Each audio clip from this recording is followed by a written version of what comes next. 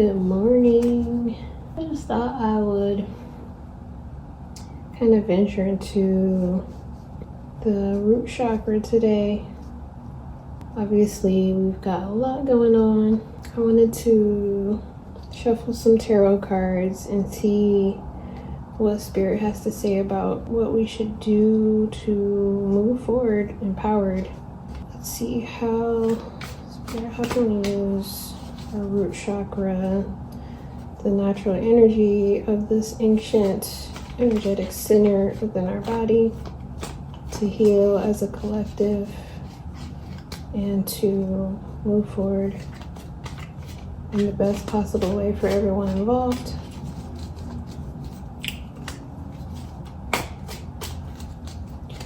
I like it when the cards just fly out by themselves. Come on now, let's see if it'll do it. Couple cards flew out here. Got the, what is this, 5 of Swords and the Knight of Cups. Let's put this here. Yeah, to me, it definitely seems like there's a sense of having to fight, to take up arms. I don't mean that literally, but like more of like metaphorically fighting for the things we believe in, the things that we feel like define who we are. So 396 hertz is the highest root chakra frequency out of all the solfeggio frequencies. Yeah, I mean, like the person on the right, I always laugh at this card when I see their expression on their face, because it just it's like they're being sneaky or something, but they're also just happy, you know, like they have hope. I feel like that's mainly what these cards are about: hope and empowerment, hope and realizing that, like I said before in that other video, like we're not powerless.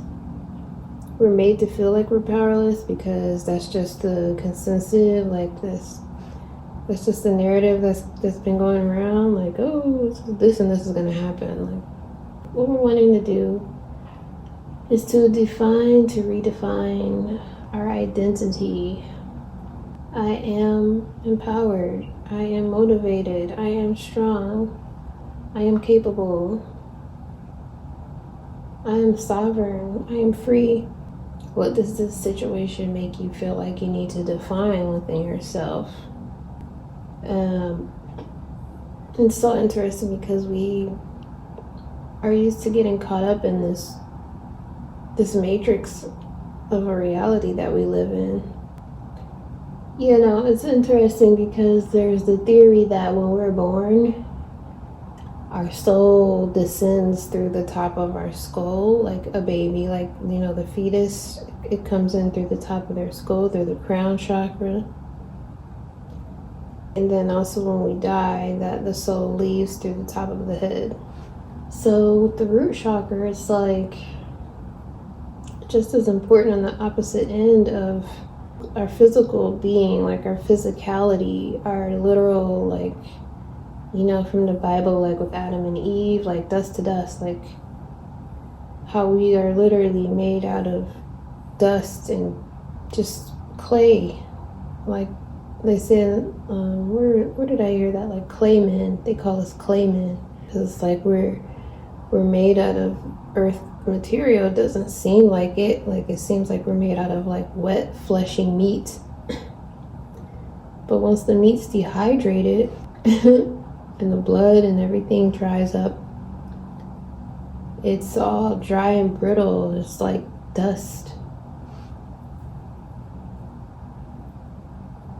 We're animated by an energy beyond probably anything we could ever fathom as a human being. It's what makes us talk. It's what makes us move around and identify with whoever we think we are. These two people in this picture are just, I feel like they're pretty solid, you know, like they're just They realize what's going on. They know that they're in the world and they're just playing the game, you know? They're playing the hero, either for themselves or for the collective. And the thing is, like, it always goes back to the thing that if we want to help and heal a larger group of people, we have to start with ourselves. We have to be our own hero. These art pieces are inspired by the root chakra too. Yeah, I just think that during this sensitive time, it's important to recognize that it's kind of a game. It really is kind of a game, and it's like, it's just an opportunity for us to show our strength, our ability to, you know, stand up for what we believe in, or help others who need that. They don't know how to stand up for themselves, or just, you know, when people think they have you a certain way, to know that all that matters is that you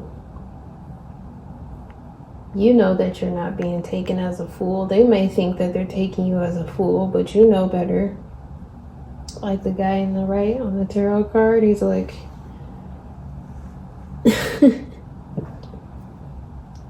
such a funny expression. So yeah, definitely as artists, it's an important time for artists to just tap into yourself. The thing that's cool about the root chakra is you don't have to worry about your ego. Like, that's the whole point of the root chakra, is to define your ego. You know, it's not like the crown chakra where you're trying to have an ego death and you're trying to, you know, remove yourself from this reality. Like, no, the root chakra is this reality. It's where you're based in. It's as if you were a plant or a flower. Like, you have roots that are going down into the earth, and you're anchored here for a reason, because you're supposed to be here to have a specific experience, and you are the one who can also determine and play a part in what that experience is going to look like, how you're going to feel, how other people are going to feel, what's going to go down in our history books and the Akashic records. If you guys know about that, everything is everything. That's what karma is. Karmic law is real, you know? Like, you can't go through life hurting other people, you know? Karma catches up to everyone. Yeah, it's really easy to just feel like powerless in a situation and just like, I can't believe we're going through this again. But, you know, I guess everything happens for a reason. I mean, maybe we can look back and think like, what happened last 4 years when he did his thing, you know? What good came out of that? What did we learn? I think what's cool about this situation is we are learning to be united. We're learning to speak out and to express ourselves again. It's not COVID anymore, but I feel like it kind of brings that same COVID, that same sense of dread that we had. Like, you know, if you're traumatized, it's like we have a trauma response that we don't really realize. Him being in office is like reminiscent of the feelings we had excuse me, the feelings we had during COVID.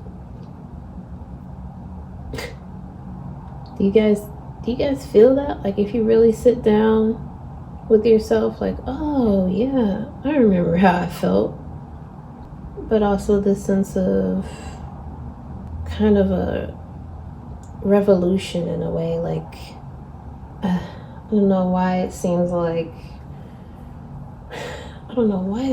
we keep forgetting, or it just keeps getting pushed aside about how this is the age of Aquarius. It must be. We're due for age of Aquarius right now. And it doesn't quite look like a utopia yet, but this is the beginning of something new, something amazing.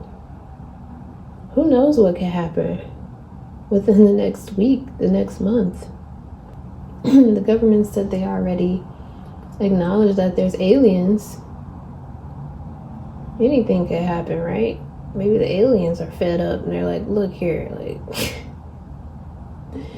because the biggest concern I have is climate change. All right, like, and I made a comment somewhere. I was like, how could you be pro-life but anti-sustainability? Like, you want to have all these babies in the world and bring all these children into the world in situations where they're not going to have the best life and the best start and go through blah, blah, blah. Okay, that's fine, I guess, if you want to create that karma for yourself and your child. But on the other end, it's like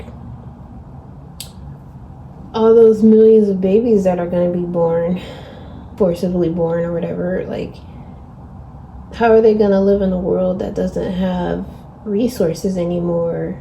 Or because the land is all burnt away because everywhere there's a wildfire. Like, can you imagine what kind of hell? It would be a living hell, literally literal living hell, if, you know, the wildfires that we usually see happening along the West Coast, it just became a global event. We would be living on Mars. You know, that's what makes Earth beautiful, is the greenery, is the vegetation, the water. And people don't believe that climate change is real.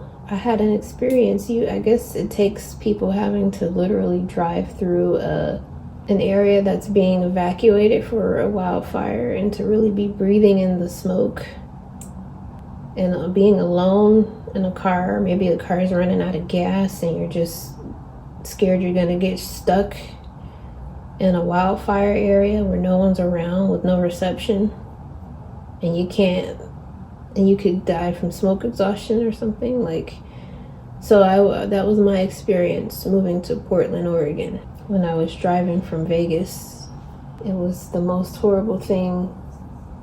Comparably to the childhood trauma I had, I think it's up there for sure. Very stressful event, very emotional. And it made me sad because once I got to Oregon and I saw the trees and stuff that I remembered from the Pacific Northwest, because I used to live in Seattle, and I'm like, man, just imagining this being just going up in flames. We are definitely still an infant kind of species in relation to the other entities and species out there in space. I think we're definitely on the newer side because a lot of the things we do is just nonsensical. Is that really what we are? Is that our I am? Is that our basis? You know, in a way, I guess, like, we have to be grateful. People who, if you're like me, like people like us who've gone through trauma early on, like, it really can be something to be grateful about, because it builds your character. It shapes you into a real being,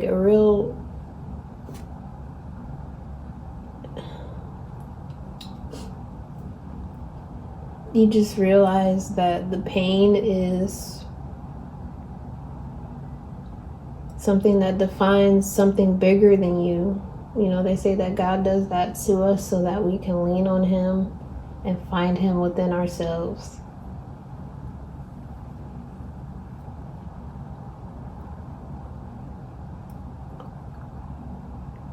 So,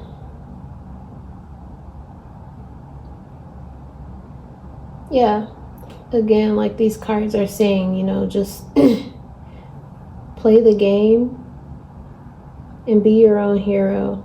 Be empowered. And, you know, it's like this. If you are against something, speak up against it. Speak up about it.